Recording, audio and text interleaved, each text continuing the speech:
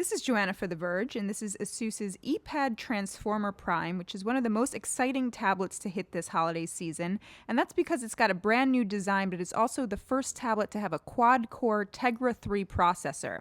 So the Transformer Prime actually is a lot like the original Transformer in that it has an external keyboard dock, which turns it into a laptop of sorts. Asus has done a really nice job redesigning the entire tablet. They've not only slimmed it down, but they've also created sort of a nicer look and feel here. The back now is made out of aluminum and has a concentric circle pattern, just like Asus's Ultrabook. On top of that, they've actually added an 8-megapixel camera to the back.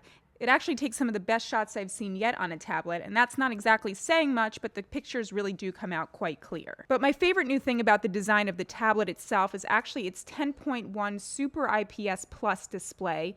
Not only is it more readable outdoors, but inside the viewing angles are great, and it is really, really bright and crisp. But of course, the standout spec of the Transformer Prime is its Tegra 3 quad-core processor. This is the first tablet to have this processor, which promises 3 times the graphics performance of the Tegra 2 processor. Overall, I've found performance to be pretty snappy. You'll see that menu transitions are really fast. However, other things like browser performance doesn't really seem to be all that much better. It's with gaming, though, that the performance increase can really be seen. There are some new games that have been optimized for Tegra 3, including Shadowgun and Glowball, and with those you can really see new lighting effects and water effects. Also, Tegra 2 games look pretty great on the system, and when you output it to a 1080p TV, things look even better.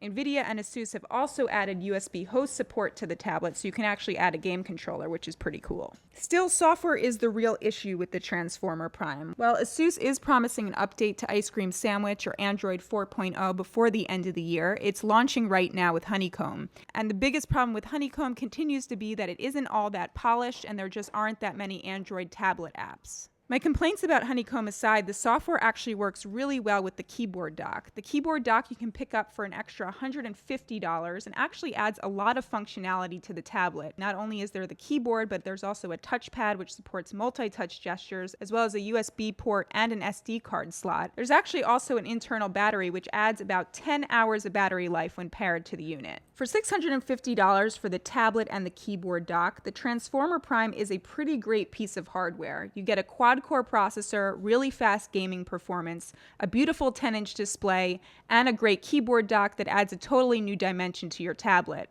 That being said, the software is still the major issue for this platform. For those that want the better app experience and the better software experience, the iPad is the way to go. However, the Transformer Prime definitely provides something totally unique in a new package.